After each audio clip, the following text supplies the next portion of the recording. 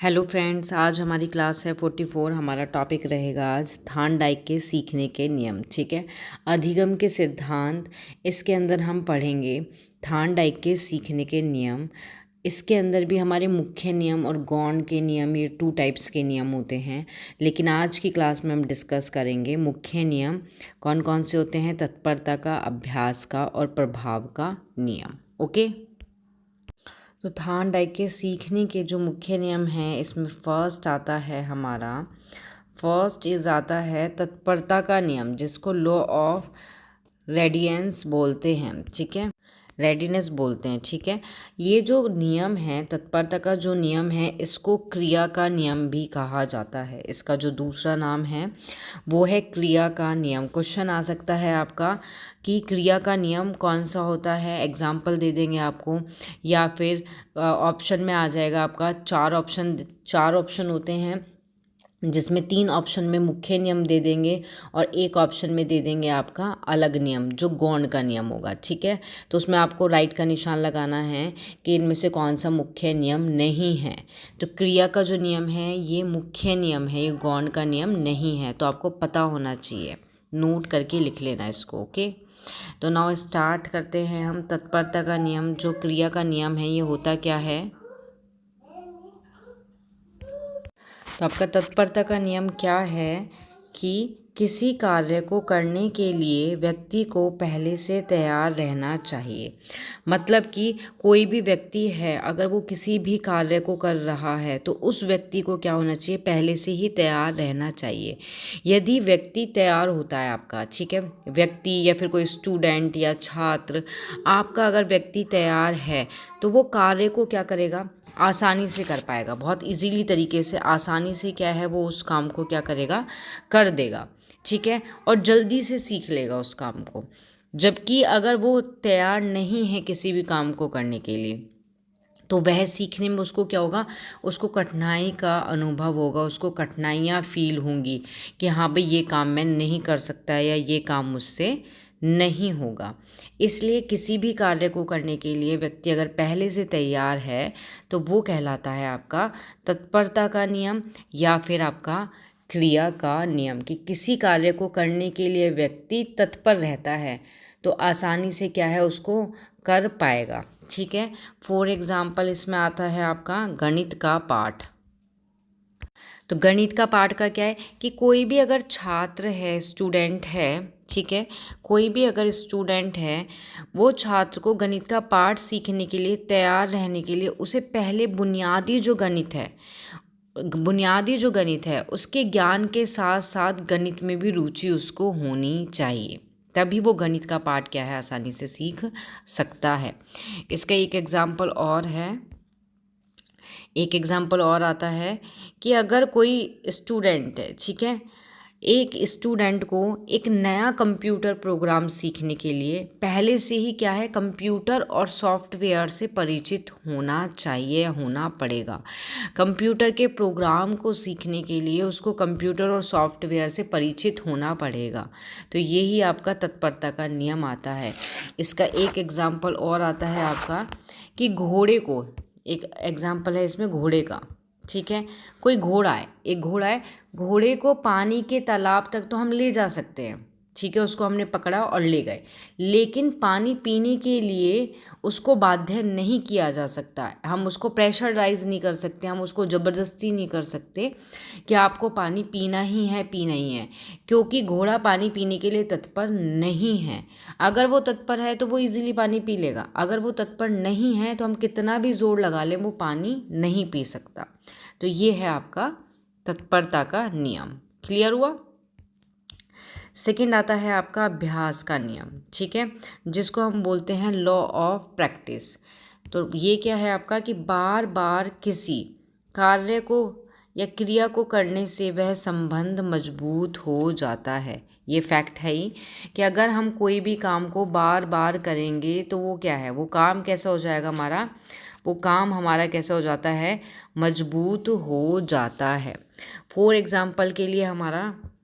Example है type करना। कोई भी चीज़ अगर हम टाइप कर रहे हैं, टाइपिंग आपने देखा है, कंप्यूटर में लोग बाग क्या करते हैं, टाइपिंग सीखते हैं।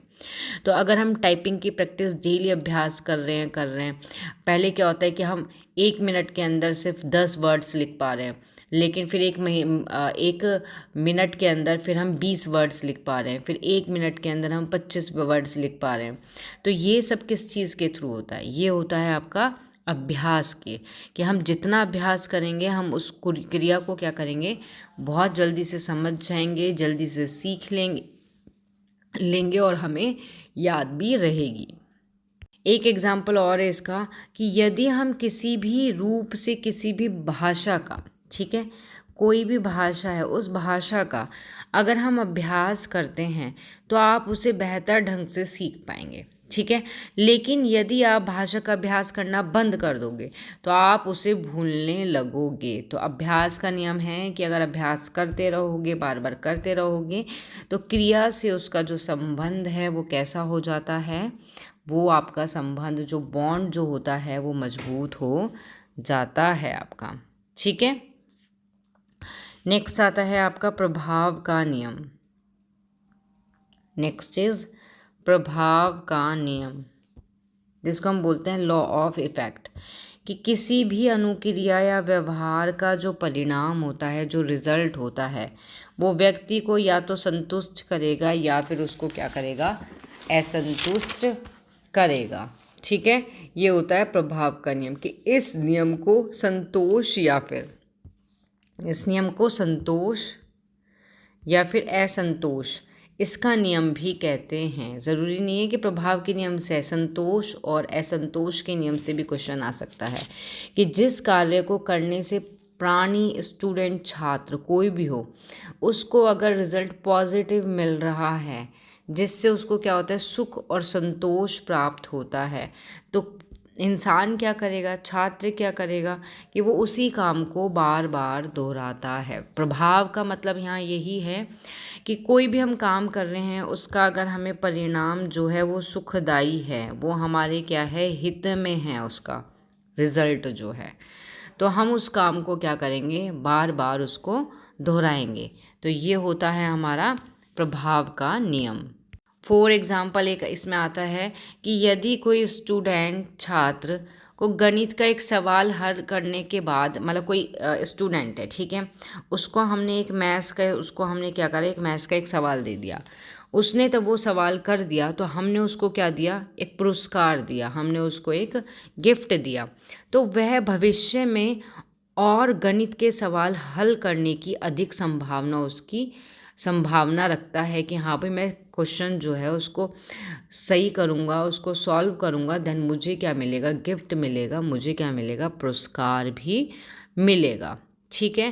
कि और दूसरा होता है कि अगर अनुक्रिया के बाद हमें असंतोषजनक परिणाम मिल रहा है, नेगेटिव रिजल्ट मिल रहा है, तो हमारी जो अनुक्रिया होती है, क्या होती है, जो हमारी अनुक्रिया होती है, ओके, और जो हमारा स्थिति होती है, इसके बीच का जो संबंध होता है वो कैसा हो जाता है, वो कमज़ोर हो जाता है, ठीक है। अगर दोनों के बीच संबंध मजबूत है तो कैसे होगा, अगर रिजल्ट पॉजिटिव, संतोषजनक है, ओके। अगर रिजल्ट जो है, परिणाम जो है असंतोषजनक है, तो इनके बीच जो संबंध है वो कमज़ोर हो जाएगा आपका, ओके। तो ये हैं आपके 3 नियम हैं, आपके जो मुख्य नियम हैं थार्नडाइक के सीखने के 3 नियम हैं।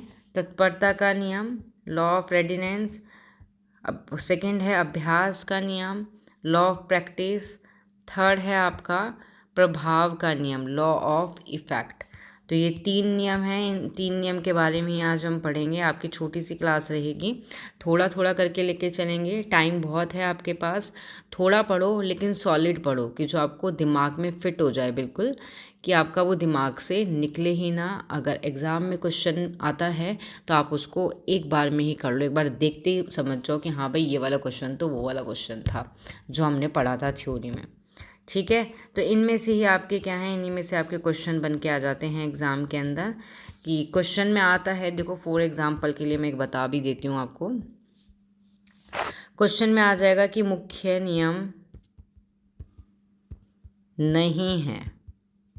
ठीक है, ए ऑप्शन में दे दिया तत्परता, बी ऑप्शन में दे दिया प्रभाव, सी ऑप्शन में दे दिया अभ्यास, और डी ऑप्शन में दे दिया आपको, डी ऑप्शन इज दे दिया आपको आंशिक क्रिया का नियम। आंशिक क्रिया का नियम। ठीक है, अब आपने सारे नियम तो पढ़े हैं, मुख्य नियम कौन कौन से होते हैं, पढ़े हैं नहीं पढ़े हैं अभी? तो हमने तत्परता का भी पढ़ा है, हमने प्रभाव का भी पढ़ा है, और हमने अभ्यास का भी पढ़ा है। तो ये तो सारे मुख्य नियम हो गए। अब बचा कौन सा? अब बचा आपका ये वाला बचा ना, कि आंशिक क्रिया का नियम। ये वाला नियम तो नहीं है, तो इसका आंसर क्या हो जाएगा? D option. क्योंकि जो आंशिक क्रिया का जो नियम है ये आपका गौण का नियम है, ये आपका मुख्य नियम नहीं है। तो इस तरीके के क्वेश्चन आते हैं। ठीक है, तो आपको ये ध्यान में रखना है कि इस तरीके के क्वेश्चन हमारे एग्ज़ाम में आएंगे तो हम कर लेंगे। तो यहाँ आपकी जो क्लास है ये समाप्त होती है, ख़त्म होती है। नाउ नेक्स्ट क्लास में मिलेंगे हम। आज हमने मुख्य नियम जो हैं इनको डिस्कस किया है।